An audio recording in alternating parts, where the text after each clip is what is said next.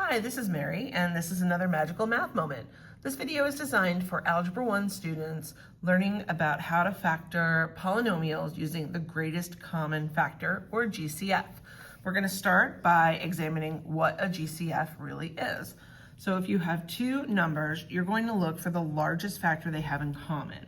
So if I'm looking at the factors of 20, I know 1 times 20 will give me 20. I know that 2 times 10 will also work, and that we have 4 times 5.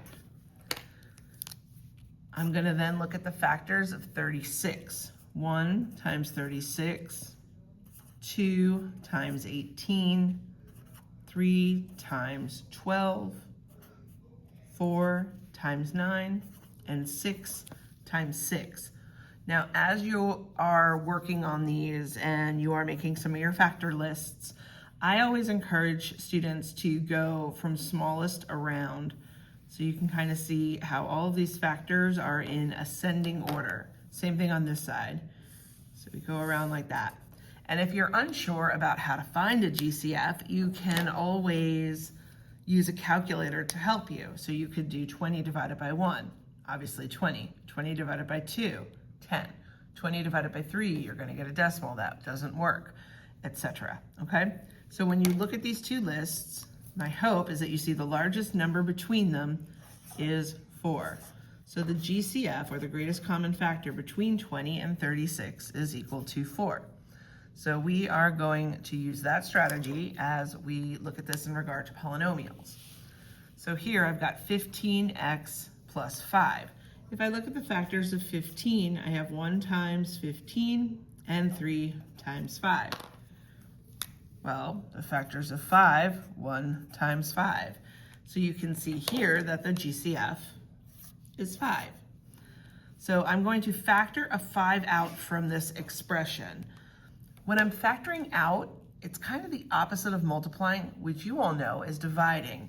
So think about what would happen if you divide a 5 out. We're going to write that GCF on the outside of our expression and do the division and put our quotient inside here. 15x divided by 5 is 3x. Positive 5 divided by 5 is 1. That's the factored form of 15x plus 5. Now you can always do like a quick check in your head, or you can write it out. If you then distribute that GCF in, you should end up with the expression from the beginning. So 5 times 3x is 15x, 5 times 1 is 5. It checks out. Now ideally, the more you practice this skill, this piece here is going to be done in your head. You'll be thinking about it, okay? But when you're first learning it, I think it's helpful to write it out. All right.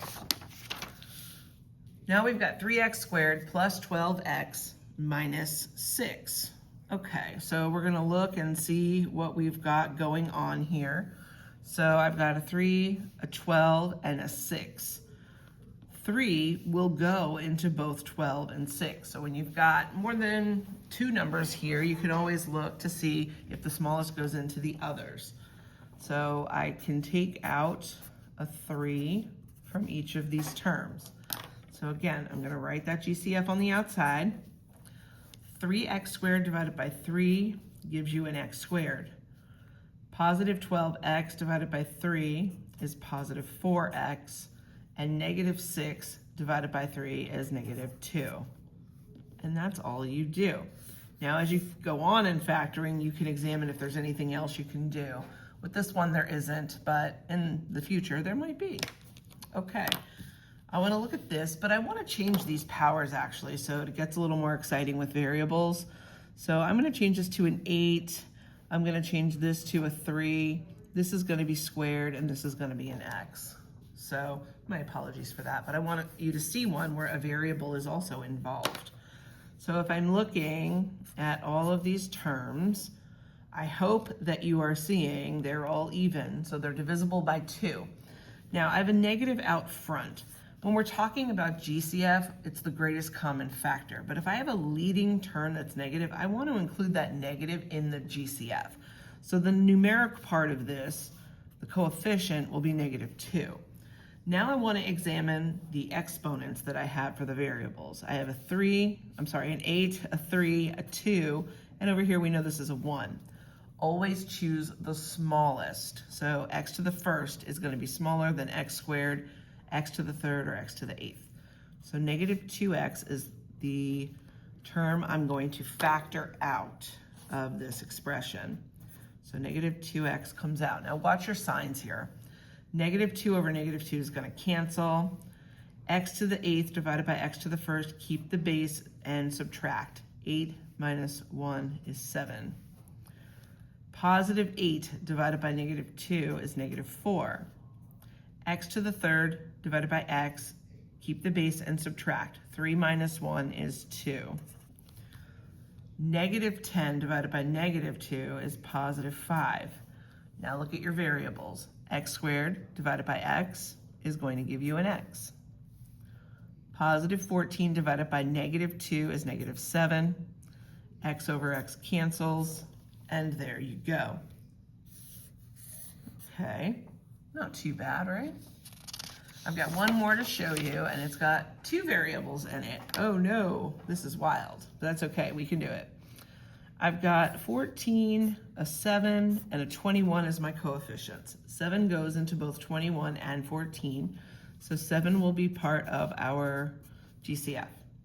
I have x squared, x, and x to the third.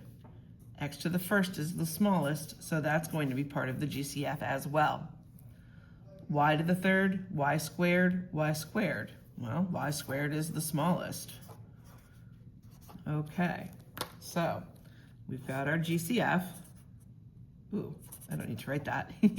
7xy squared on the outside. And then we're going to divide piece by piece. 14 divided by 7 is 2. X squared divided by x is x. Y cubed divided by y squared is y. -7 divided by 7 is -1. X over x goes. Y squared over y squared cancels. It gives you 1. So this middle term just turns into -1.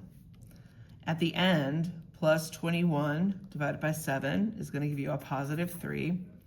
X cubed divided by x is x squared, and then the y squareds cancel. Again, that's where we stop for now. You will do more things. You can't factor anything else here, but there will be times where you have to factor completely by starting with the GCF. I hope the video has been helpful for you, and please subscribe so that you can get more wonderful math content. Like and share with your classmates, and I'll see you next time. Bye.